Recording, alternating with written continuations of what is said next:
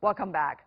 Kenya is an important member of the Belt and Road Initiative as it acts as a pit stop on the Maritime Silk Road between Asia and Africa. The country's new Standard Gauge Railway epitomizes what's possible through the BRI. Earlier, I talked to Monica Juma, Kenya's Cabinet Secretary for Foreign Affairs and International Trade. She told me the vision of BRI aligns perfectly with Kenya's own national growth strategy. Take a look.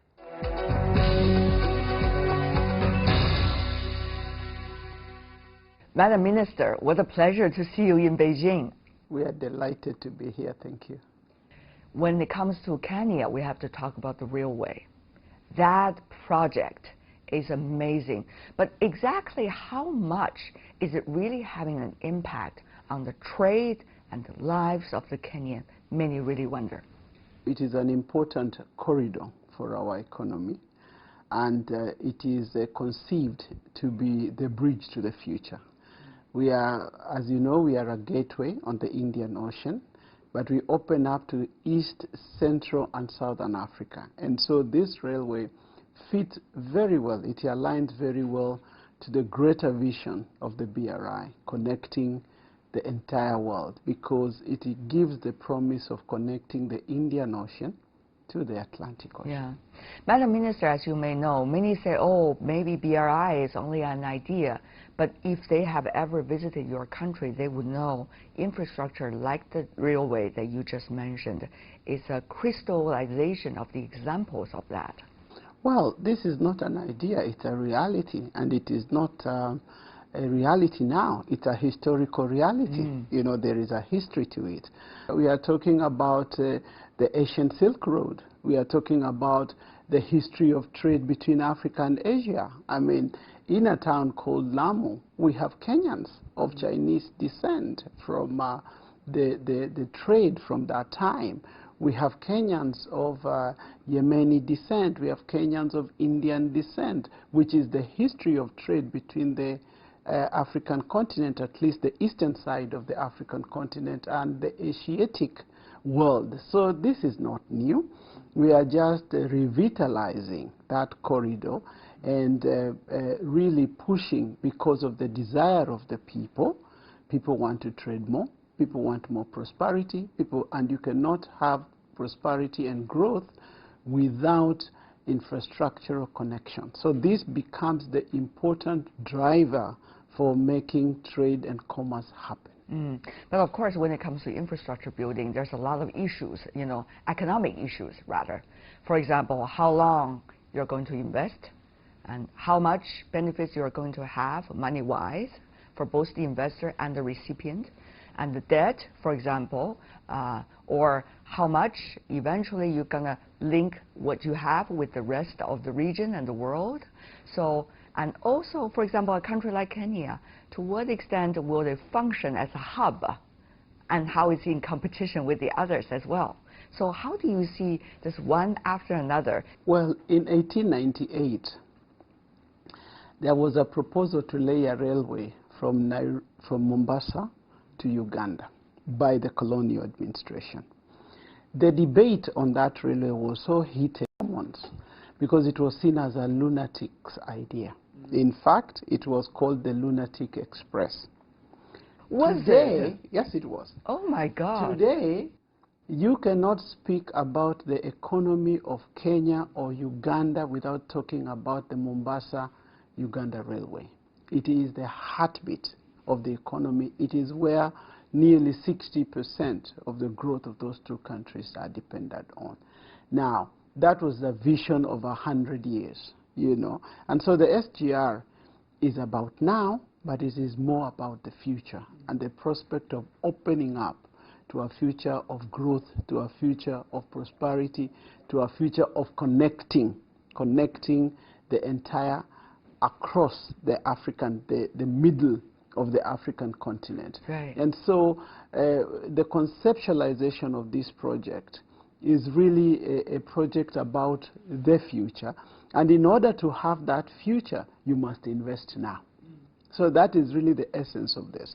Now, if I speak specifically about the debate about the cost, I think the useful question would be, is this railway costed more expensively than any other railway? And I think the answer to that is no. Now, has it begun to give us benefits? The answer is yes. Your president and the Chinese president have been upgrading the bilateral relations. But next step, how is it going to correlate with what your president has proposed as Vision 2030 and the 4 strategic points? How would that work? Well, when you talk about Vision 2030, it is literally about a development that is inclusive, that is participatory, that improves people's quality of life. This is what it is about. And so there is a perfect alignment between the visioning in the BRI and our own national vision. Now, from Vision 2030, it has been cascaded down to the short and medium term plans. Now, within this current administration, we are focusing on the big 4. A big 4, universal health care, affordable housing, manufacturing, and food security. Again, a perfect alignment, which is focusing on improving the lives of people, on growing productivity, on increasing dignity, of the people. But also, if you have a healthy population, most likely, you will have more money to invest in other areas. You're most likely going to have a population that is more healthy and therefore more productive, If we talk about connectivity, ICT, we are a country that is probably on the cutting edge in terms of ICT innovation and progress. So again, really the visions of both President Xi Jinping align very, very well with the vision of President Kenyatta. And that is why we were among the founders of the BRI, because we believe in that vision. And we see that it is going to help us achieve our own vision, as well as the vision of development in the East and Central Africa region. This is the very first time a developing and emerging economy such as China, working together with other developing economies as well, such as Kenya, on a platform that is helping with South-South cooperation, but also helping with a global vision. Everybody is on a learning curve. Both us that are doing it and those who are watching it. So how do you see this interesting phenomenon being reflected in the global discussion and debate about whether it's BRI or the role of the developing countries for the current international order and debates? Well, I think the essence of this is the realization that as humanity, we have shared values. First of all, we have a shared history, but that our future is inextricably linked. I think history has told us that it does not pay, there is no premium in having wealth in one part of the world. I think that is the lesson of history. And that is why the vision of the BRI around a shared humanity, shared prosperity is so important.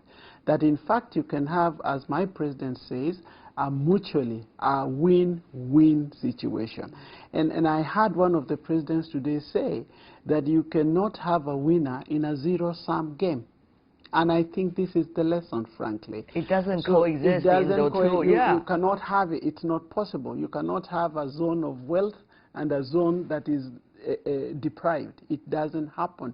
So the only way to secure the world is to grow together, to generate prosperity together, and to have a common humanity, which has always been the essence of the United Nations.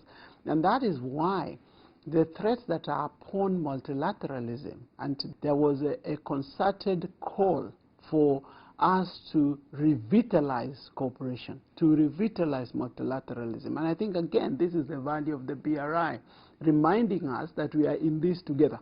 you know, and that multilateral action is what is needed, because the kind of threats we face today cannot be dealt with by one country, no matter how strong, no matter how visionary.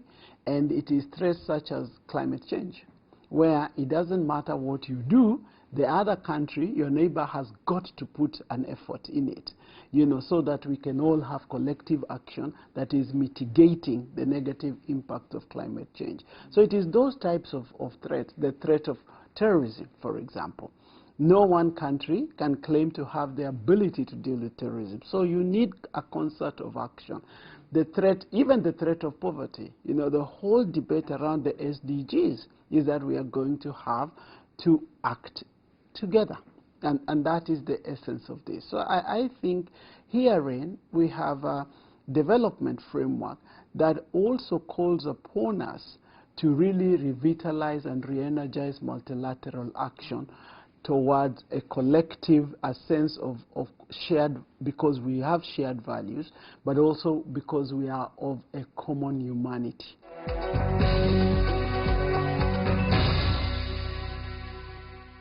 When the Chinese president is meeting with President Kenyatta from your country this time, they were interacting and exchanging on different things, different ideas. One of the things the Chinese president suggested to the Kenyan counterpart is that to correlate and coordinate more on more regional and international issues. Now I know that falls into your basket, right? Yes. Which is the issue of foreign affairs. How does that is being reacted and perceived by the Kenyan side? How do you see the rest of the agenda of the year likely to provide the two countries with opportunities to correlate and interact? In fact, our relationship with China on the multilateral fora has always been strong. Yes. And I think the call and the guidance of both presidents was that we must continue to work together.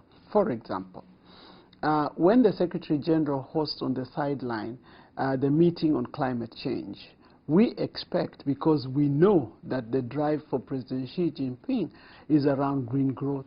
Yes. It's around, you know, sustainable development, and this speaks directly to our agenda. You know, we are a global leader on environmental sustainability. So this is an area where China and ourselves see eye to eye, and this is an agenda that we are likely to prosecute together. And so our ambassadors in New York, our ambassadors in the African Union, our ambassadors in Nairobi, in Beijing, we expect, and we have seen them continuing to consult on a lot of issues.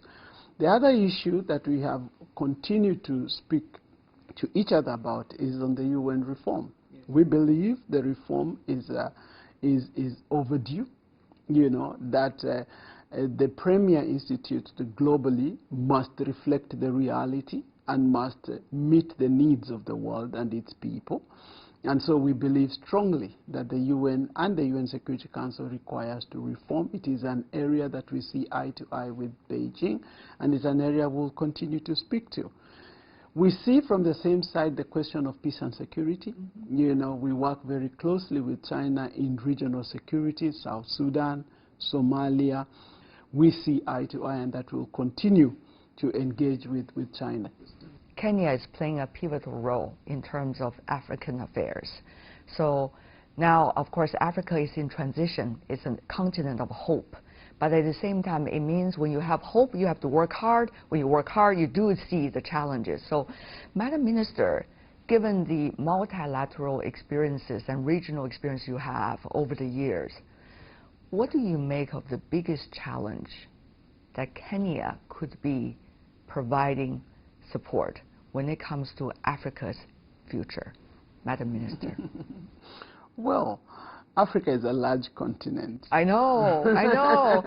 People always say, oh, it's Africa. It's not. It's so many different countries, right? No. Yeah. We have a common history, and we have a shared future.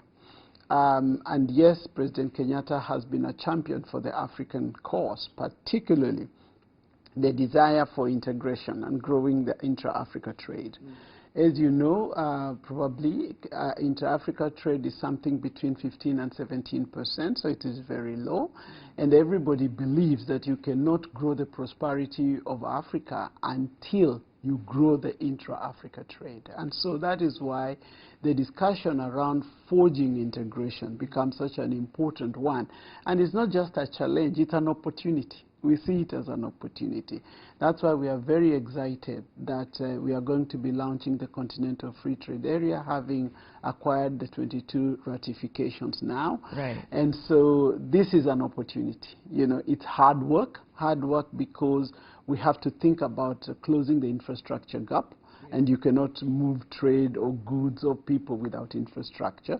So that is why the discussions around BRI, the discussions around FOCAC become so important. But Madam Minister, people would say, well, for a big country like Kenya on the African continent, of course you want more integration. But, you know, when the infrastructure is being built, when you probably have a bigger winner and bigger loser on the African continent. No, there are no losers. There are no losers. There are no losers. We will all be winners. Because once you develop, if Kenya is developed, then our neighbors develop. If our neighbors develop, we develop. You know, so it is really, and that is the essence of this. Even those of us who are telling us, why is China getting involved in Africa? We are asking China to get involved from an aid perspective, but because we have opportunities for investment. So if we want investment with returns, because we know those investments are going to spur development, are going to generate jobs, are going to spur prosperity. Right. So it is a win-win situation. But, Madam Minister, another issue is that people talk about, because we see some of the African countries going through their own domestic reform. Do you see that as an immediate challenge for African economy to be able to streamline their priorities in terms of development? For every country in the world is undergoing reforms, because you would have to. Because there is no country that is at a point where there are no dynamics that require realignment. So every country is undergoing reforms. And I think the exciting thing about Africa is that you see every country is actually on the ladder of reform. You know, we are all improving. If you take, for example, Kenya, our ease of doing business indexes have improved. In fact, Allah have been among the most improved countries. But that doesn't mean we are finished. It means we have to continue improving on that environment so that we make it more efficient, so that we make it easier for those that are coming in to invest, for ourselves to generate wealth. So I think the reforms are not a challenge. Again, they provide an opportunity. And we've seen a range of reforms, whether it is in terms of governance, whether it is in terms of the mechanisms that governments are putting in place for good contracting, negotiations and contracting and the execution of those contracts, whether it is in terms of dealing with the wastage or corruption even. I mean, in Kenya, we are having a very serious campaign against corruption. And all these are aimed at improving the environment for business and for investment. They are also meant to optimize on the resources so that you can get better returns and so that you can actually hasten the development program. So these reforms are not a challenge. They are an opportunity. And finally, Madam Minister, this is 70th anniversary this year for the PRC, People's Republic of China. Indeed. Of course, China and Kenya long ago established diplomatic relations. This is the 56th, if I remember. It is. Yes. So how do you see what history can enrich us? There are very many lessons out of China. Very, very many lessons. If you look at the speed of the transformation, within 4 decades, pushing almost 800 million out of poverty, it is a big lesson, not just for Kenya, but for the world. And it is something that people would want to emulate. And now, clearly, China is becoming a carrier of global values. I think this is important. Again, global values that embedding this notion of a common humanity. This is very important because there's a sense in which the values of the world have tended towards individualism, you know, and we have seen probably the limit, unilateralism, almost the limit of that. We're beginning to say maybe we've gone too far. How do we come back and think about a one humanity? Because if we don't think about it this way, we can risk we can actually enter an existential threat to humanity itself.